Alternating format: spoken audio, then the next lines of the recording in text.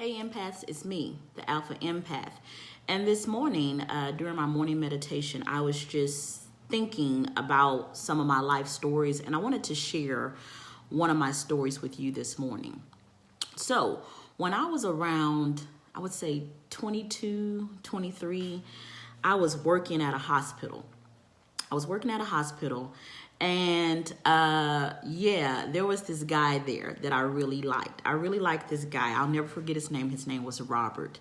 And he was tall, and he was big, and he was muscular. He was bald and had these big white teeth. And y'all, I was really, really into this guy.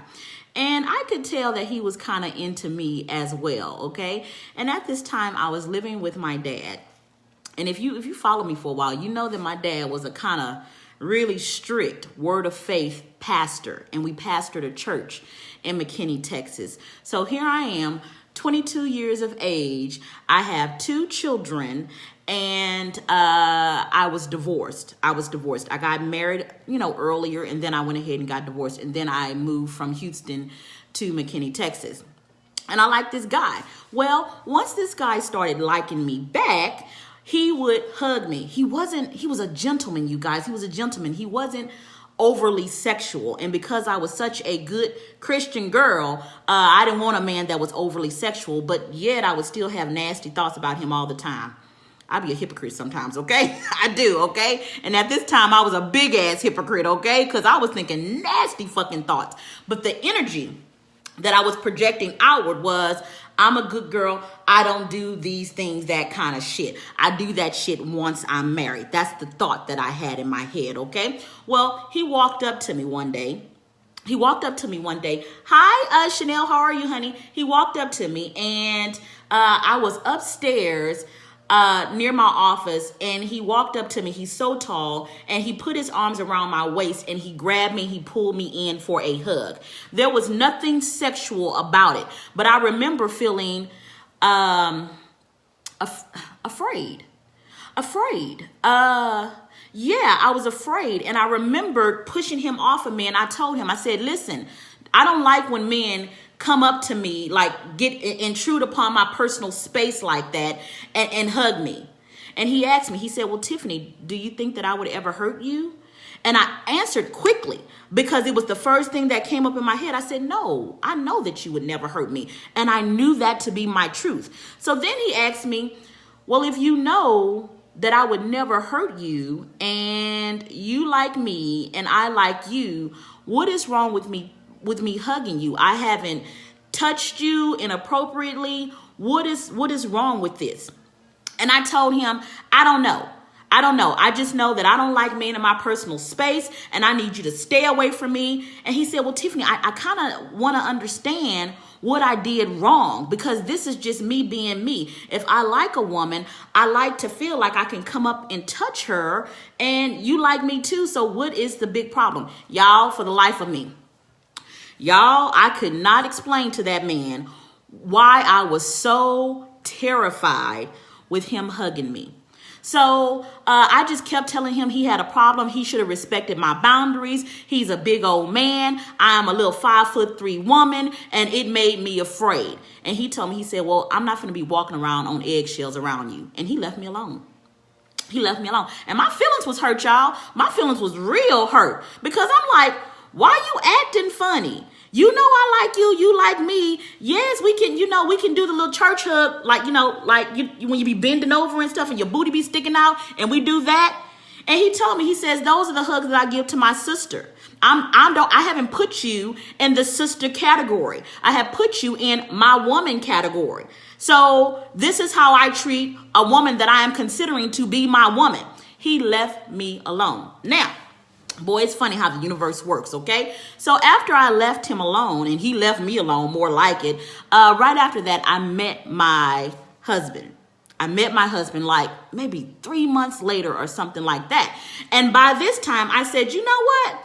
I want a man that, understands my personal boundaries. I don't want a man that like pulls me in close and hugs me like that, because I haven't figured out within myself why I really had an issue with this man pulling me in tight. I had no idea. So I get with my husband, who is now also my ex-husband, okay? Because I be learning shit, okay? So I get with him, and he's not a very sexual guy, and he doesn't intrude upon my personal space. In fact, he doesn't intrude upon it so much that I began to have a problem with him. I was like, oh shit, why the fuck you not, shit, why you not pulling me in close? Why you not holding me and grabbing me? All the things that Robert was doing that I liked, I wanted my husband to do it, and he wouldn't do it. So I started doing it to him. In fact, when he would get off from work, I would attack his ass because at this time I was married, right? And I didn't have to be the good girl anymore. I could be the nasty hoe that I like being, okay? So when he would get off from work, I would attack his ass, and he would be like, you are obsessed with sex. You are obsessed with my penis. My penis is mine. Leave me the fuck alone. And I thought, but we're married. Why can't I? Why can't I? And he couldn't explain it. He didn't have any clue why. He just said, this is how I am. And when I get off from work, I need my space and I need you to leave me alone. But it wasn't just when he got off from work. He was like that kind of period. And it took me some years, and I started like understanding. And what the universe did, it brought Robert back to my mind. Now, it was probably about 5 or 6 years later when it finally dawned on me why I had an issue with Robert pulling me in close. And what are you saying, Ashley?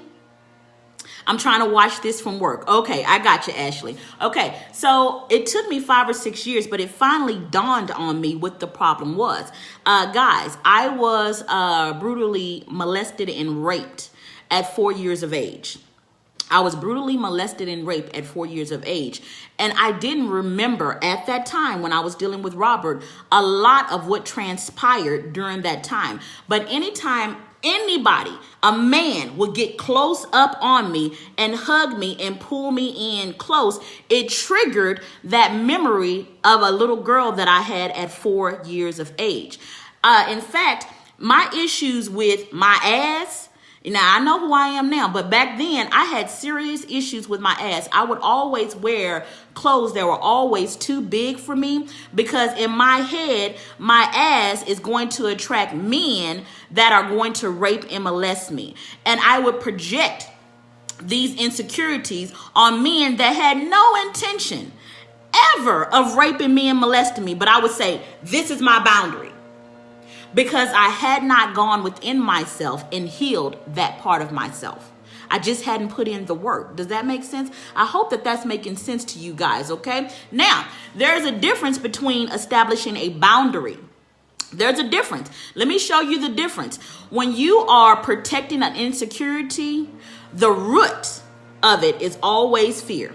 Always fear. And Robert said something. He said, if you know that I'm not going to hurt you, he's saying, let me try to figure out if the root is fear. That's what he's trying to figure out. Is the root of this issue fear? I told him, I know you are not going to hurt me. So then it was, well, what the fuck is the problem? And instead of me doing my work to say, okay, let me dig down deep and see what the fuck this issue is so it will not cause a blockage between my relationship with you, I just said respect it. And he said, I'm not fucking respecting and protecting your insecurities because I understand that is going to become a bigger problem as our relationship develops. And he should have said that. He should have said that, because if I can't explain it, if I cannot explain it, why the fuck protect it?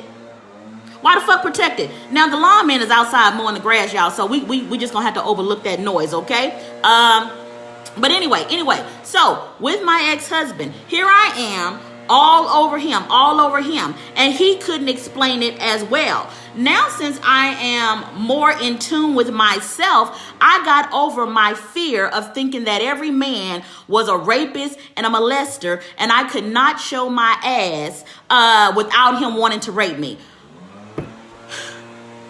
This is why we have to heal ourselves, ladies. This is why. Because men do not want to feel like they cannot be themselves around a woman that they say that they love. People should not have to walk on eggshells to have a relationship with you. Now, there are people in my life that I know they don't have it within them just yet to try to figure out what's going on with that insecurity. They don't know just yet, okay? So with those people, I give them space. I give them space, and I'm like, oh, they're going to figure it out in due season. They're going to figure it out in due season. So I step back, but I know that I can't really have an authentic adult relationship with them. Now, for my 7-year-old son, there are a lot of things that Joaquin deals with, like his fear of the boogeyman. He cannot explain those things to me now, but he is 7. He is 7.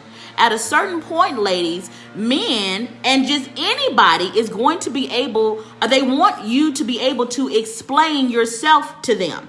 Now, let me show you my boundaries, okay? Here's my boundaries now. Now, since I have gotten over all this fucking insecurity, I actually really like my ass. And I want a man to give it lots of fucking attention. Pop it, slap it, do whatever it is that you need to do. Because I know that you're not going to hurt me. So shit, I got this asset. Let me know that you go ahead and appreciate it. I like that. That actually makes me feel loved. So now if I have a man that is not really into me sexually, and one of my students in my class, they're like, Tiffany, oh my God, why is sex so important to you? Well, I believe that sex is the highest form of prayer. And I like to pray a lot. I'm a pious woman. I stay on my knees in supplication. I sure do. I'm a pious fucking woman, okay? So that means a lot to me. This is my way of saying, hey, this is how I receive love. This is my boundaries. Boundaries show people how to love you, not how to stay the fuck away from you. It shows you, hey, listen, if you want to enter into my life and love me, I understand myself. So let me explain to you thoroughly what it is to help you love me more. Boundaries protect authenticity. Insecurities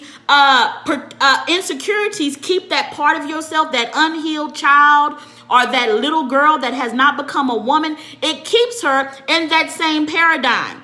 Empaths, you have to stop doing something called armoring. You have to stop doing something called armory. See, empaths, they tend to live in their imagination and they tend to live in their spirituality.